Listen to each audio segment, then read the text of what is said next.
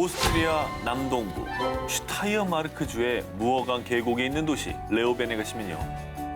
아니 이게 리조트야 교도소야? 싶은 곳이 있습니다. 모던한 풍기는 세련된 외관. 뭐야? 저렇게 생겼다고요 정말로. 뭐야? 건물 좋은데? 비가 오나 눈이 오나 쾌적한 운동을 즐길 수 있는 실내 헬스장과 체육관. 말도 안 돼. 거기에 문화생활을 즐길 수 있는 도서관과 안락한 소파가 있는 휴게실까지. 아니 일부러 죄 짓겠다. 저기 들어가려고. 아, 나도 방금 그 생각했어. 저 정도면 내가 사는 집보다 훨씬 더 좋은 데 가는 그래, 사람이 그래. 너무 많을 것 같은데? 이곳은 오스트리아 저스티 젠트룸 레오벤 교도소인데요. 전 세계 교도소에서 벤치마킹 하고 싶은 일명 5성급 교도소로 불리고 있는 곳인데요. 그도 그럴 것이 수감자 개인의 사생활도 중시해서 완벽 방음까지. 여기에 가장 놀라운 건요. 원할 때면 언제든 가족과 친구들을 만날 수 있게 무려 24시간 애니타임 면회를 허용하고 있다고 합니다. 그게 아닌데. 아니 진짜 이거 뭐 괜히 농담이 아니라 우리 집보다 좋아요. 아, 그래도 감옥인데. 자, 레오벤 교도소만의 특별한 원칙이 있기 때문인데요. 음. 인간의 고유한 존엄을 위해 자유를 박탈당한 모든 이들을 인도적으로 처우하고 존중할 것이다. 즉 진정한 교종은 수감자들을 존중하는 데서 시작되고 열악한 시설이나 수감자의 인권 침해는 오히려 교정에 해가 된다는 의미죠. 이 교정 방법이 좀 획기적이어야지 여기까지만 나오면 오히려 역으로 부작용이 나지 않을까. 지금 말씀하신 대로 그 교정 효과라는 말, 네. 그 말을 잘 생각해 주시기 바랍니다. 먼저 다른 나라를 예를 들면 미국의 범죄 재발률은요 약 67%고 우리나라는 약 40% 이상입니다. 그런데 오스트리아의 범죄 재발률은 23%. 오. 세계 여러 국가에 비해서 굉장히 낮은 편입니다. 그래서 이 레오벤 교도소를 두고 다른 한편에서는 범죄자들의 수감 생활을 위해서 너무 많은 세금을 쓰는 것이 과연 맞는 일이냐, 그치. 처벌은 더 엄격해야 하는 것이 아니냐 이런 논쟁도 있었다고 하는데요.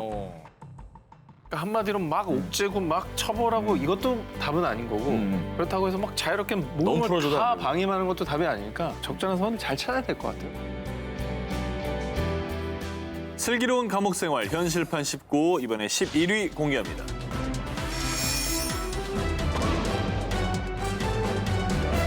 남미 볼리비아에서는요 무려 가족과 함께 마을을 이루고 살 수 있는 교도소가 있습니다. 바로 볼리비아 서부에 위치한 산페드로 교도소입니다. 이 교도소는 8개로 나눠진 구역에 약 1,500여 명의 수감자들과 그의 가족들이 함께 지내고 있는데요. 이렇게 마을을 이루게 된 이유는 바로 재정 문제 때문이었습니다. 교도관 인력을 줄이기 위해서 수감자들에게 교도소 마을 운영을 맡기고 있는 건데요. 그래서 교도관들은 이곳 밖에서 기본적인 순찰만 할 뿐 수감자들은 따로 죄수복도 입지 않고요. 심지어 수감자들과 가족들이 직접 평의회를 만들고 규칙까지 만들어서 생활을 하고 있습니다. 근데 이렇게 환경만 봐서는 굉장히 평화롭고 이상적인 교도소 마을 같죠. 그런데 최근 산페드로 교도소가 폐쇄 절차를 밟고 있습니다. 그 이유는 일부 범죄자들은 갱생이 아닌 코카인 재배, 진짜. 도박 이런 범죄를 이용해서 돈을 벌거나 더 악한 범죄를 양산하고 있기 때문입니다. 하지만 무엇보다 가장 큰 문제는 이곳에 사는 아이들입니다. 자라면서 마약 같은 범죄에 자연스럽게 노출이 되는 건 물론이고요. 지난 2013년엔 12살 소녀가 임신을 한 일이 발생했는데 알고 보니 어릴 때부터 수년간 아빠, 삼촌 그리고 이웃 범죄자들에게 성폭행을 당해왔던 겁니다. 결국 이 사건이 사회적인 문제로 대두되면서 볼리비아 정부는 산페드로 교도소 폐지 절차를 준비 중이라고 합니다. 반대로 볼리비아와 극과 극, 행복지수 1위로 꼽히는 덴마크 얘기를 할 텐데 이곳에도 가족과 함께 살 수 있는 교도소가 있습니다. 렌벡 국립교도소입니다. 이곳과 다른 나라 교도소의 가장 큰 차별점은 한 교도소 안에 남녀가 함께 지낸다는 겁니다. 일명 이렇게 열린 감옥 형식의 덴마크 교도소. 이렇게 수감자에게 자유를 준 열린 감옥이 덴마크에서만 총 9곳이 있다는데요. 이곳에는 진짜 기숙사처럼 혼자 독방을 쓰고요. 식사도 배급이 아닙니다. 수감자들이 스스로 요리해서 먹고요. 또, 난 정말 요리가 귀찮다. 난 요리하기 싫다. 하고 싶을 땐요. 여보세요? 저 배달되죠? 여기 교도소인데요. 피자 한 판 배달해 주세요. 더 놀라운 건요. 보통 월 1회는 면회가 아닌 외출까지 가능합니다. 아니 뭐야 이게. 월 1회는 밖에 나가도 돼요. 군대보다 좋잖아. 수감이 아니네. 짬밥만 먹어야 되는데 뭐야 이거. 이렇게 덴마크의 열린 감옥이 수감자들에게 오픈 마인드인 이유가 1970년대 북유럽에서 교도소 개혁 운동이 일었는데 이때 덴마크에서 재활을 선택합니다. 그래서 수감 생활 동안에도 목축업이나 목공 등으로 돈을 벌게 하거나요. 또 교도소 밖에서 자격증 학원을 다닐 수도 있습니다. 제 사회화 기능에 굉장히 큰 초점을 맞춘 거죠. 방점을 뒀네요. 이상적인 얘기다. 네. 물론 이곳에도 규칙은 있습니다. 마약, 술, 또 카메라 달린 휴대전화는 일체 금지고요. 이때 규칙을 어기면 일반 감옥으로 보내진다고 해요. 일반 감옥 무섭다. 여기서 일반 무서운 감옥이 거죠. 정신 바짝 들었어 지금. 슬기로운 감옥 생활 현실판 19 9위 공개합니다. 범죄자들의 파라다이스 감옥. 베네수엘라 북동부 카리브해에 위치한 섬 마르가리타. 이곳에 수감자들이 왕이자 수감자들의 말이 곧 법인 교도소가 있습니다. 바로 샌 안토니오 교도소. 자, 소위 범죄자들의 파라다이스로 불리는 이곳. 교도소 안에 디제잉 부스가 있는 클럽에 또 언제든 수영을 이렇게 쫙 즐길 수 있는 수영장. 그리고 수감자들은 단순 면회가 아닌 여자친구와 자신의 수용실에서 개인 시간까지 보낼 수 있다고 하는데요. 아니 뭐 애들도 있는데요? 자, 그런데 말이죠. 만약 여기까지라면 덴마크의 열린 감옥을 벤치마킹 했겠나 싶지만요. 안타깝게도 범죄 도시 교도소 편 그 자체입니다. 총, 그리고 마약. 이 교도소 내에서 아주 굴러다닐 정도라고 하는데요. 교도관도 아닌 수감자가 총을 들고 교도소를 활보하거나 건물 사이에서 아주 대놓고 마약을 흡입하는 모습까지 흔하다고 합니다. 참 진짜 뭐 어이가 없네요. 아니 그럼 그 총을 들고 다니는 얘기는 네. 그 안에서 뭐 총격전도 가끔 있다는 얘기네요. 들고만 다니겠어요. 그러니까. 마약도 거래한다는 얘기 아닙니까? 자, 이 모든 게 가능한 이유. 자, 이곳 산안토니오 교도소를 장악한 깽단 때문인데요. 일명 토끼라 불리는 대장 테오필로 로드리게스를 중심으로 조성이 되어 있는데요.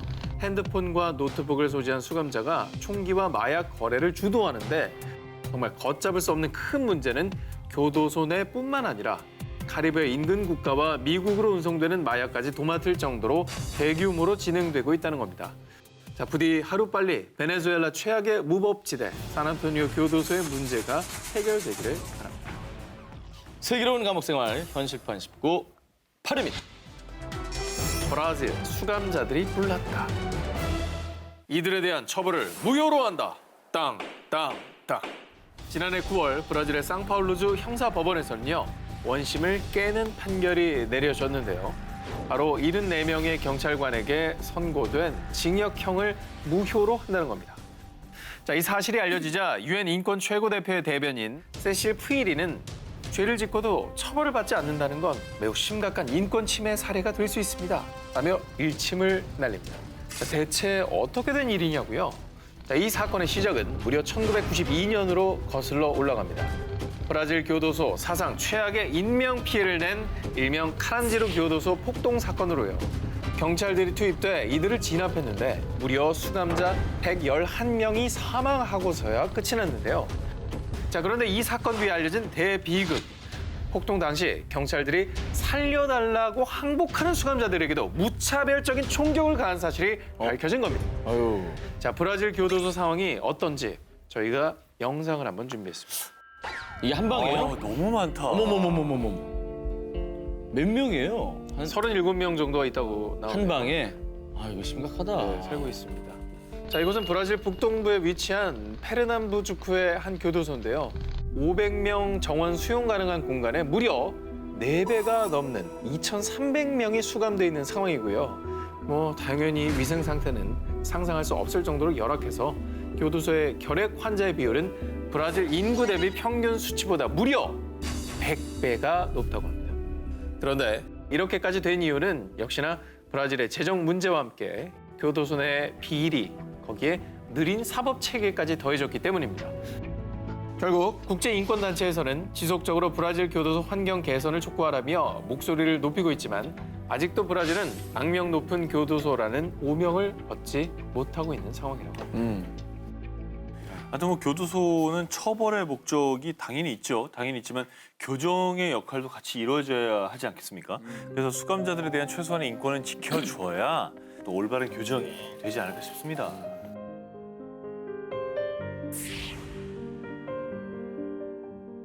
자, 슬기로운 감옥 생활 현실판 19 이번에 7위입니다. 깨끗한 지옥이라 불리는 감옥.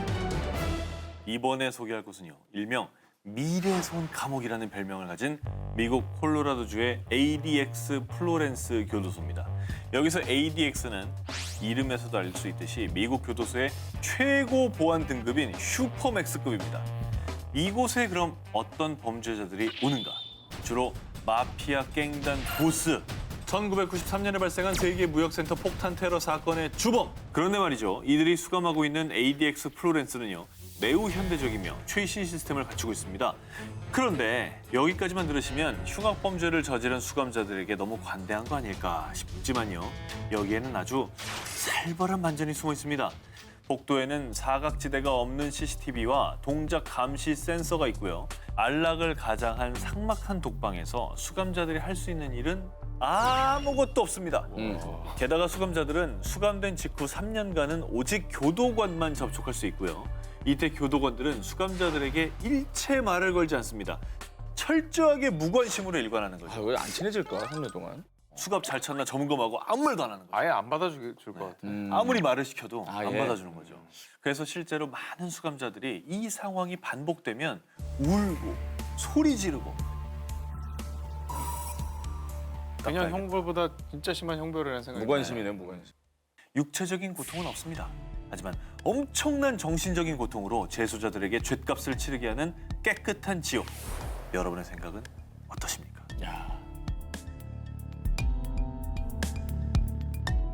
자, 슬기로운 감옥 생활 현실판 19 6입니다. 아유, 형님. 예. 그동안 고생하셨습니다. 저 FD 두부 좀 갖다 드리세요. 예. 오렌부르크 연방교도소. 하지만 교도소 앞에 있는 저 조형물 때문에 검은 돌고래 교도소라고 더 많이 알려진 이곳은요, 러시아 최고 보안 등급을 자랑하는 교도소입니다. 여기엔 어떤 사람들이 오느냐? 테러리스트, 연쇄살인범, 식인 범죄자, 소아 강간범 등 법원에서 사회와 영원히 격리가 필요하다고 선고한 무기수가 수감되는 곳입니다. 이곳의 수감자 약 700명에게 희생된 사람이 무려 3,500명입니다. 아유, 악질이네요. 그렇죠. 그런 사람들만 모아놓은 거예요. 그동안 외부에 잘 알려지지 않고 베일에 쌓여있던 이 검은 돌고래 교도소는요, 2011년에 세계 최초로 미국의 한 다큐멘터리 방송을 통해서 교도소 내부 모습이 공개되어 전 세계에 큰 충격을 안겨줬는데요. 그리고 특이하게도 각 수용소의 문 앞에, 이게 진짜 핵심인데, 문 앞마다 각 수감자의 범죄 내용이 아주 소상히 기록돼 있습니다. 강간했고 5명 죽였고, 어머, 저렇게 써 있는 거예요. 도둑질. 12명 죽인. 12명 죽인. 와, 서로 되게 무서워하겠네. 바로 저렇게 돼 있기 때문에 이곳의 교도관들 대부분은 이곳의 수감자들에게 일말의 동정심조차 느끼지 못합니다. 더 철저한 통제가 가능하다고 하는 거죠. 또 이 교도소 내에는 약 2,000대의 CCTV가 작동하고 있고요. 거기에다가 15분마다 교도관이 순찰을 돌면서 혹시 모를 불상사에 대비하고 있습니다. 그리고 수감자들은 이 좁은 방 안에서 취침 시간 외에는 절대 누울 수가 없고요. 그래서 이 검은 돌고래 교도소를 두고 수감자들 사이에서는 차라리 내가 동물이라고 생각하면 버티기 쉽고 내가 사람이라고 생각하면 버티기 힘든 곳이다. 이런 말까지 한다고 합니다.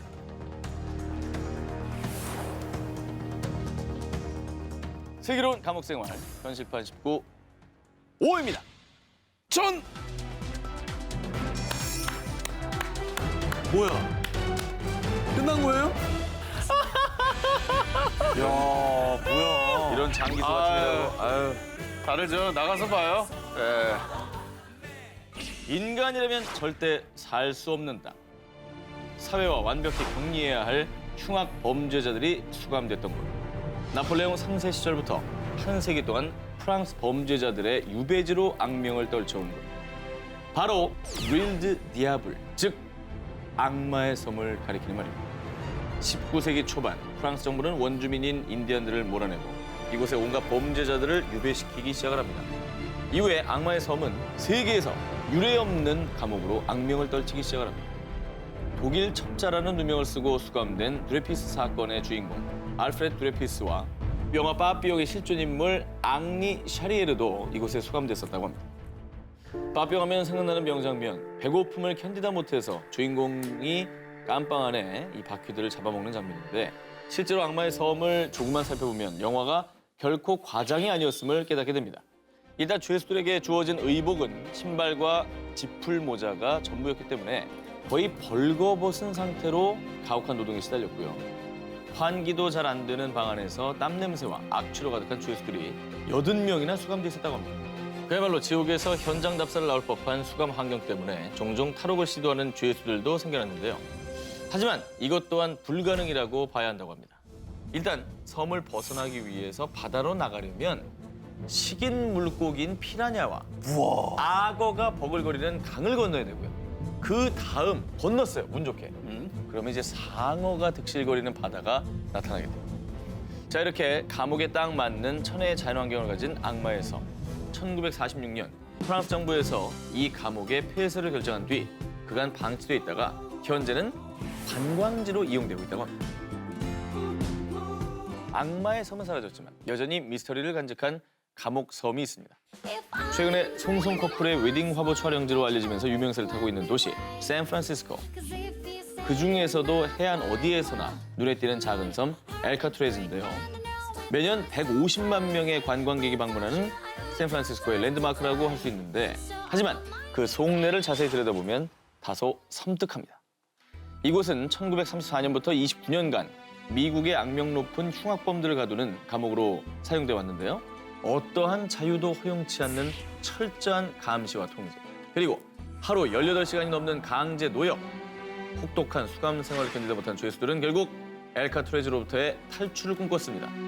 36명의 죄수들이 무려 14차례에 걸쳐서 탈옥을 시도했지만 공식적으로는 단 한 명도 성공하지 못했다고 합니다.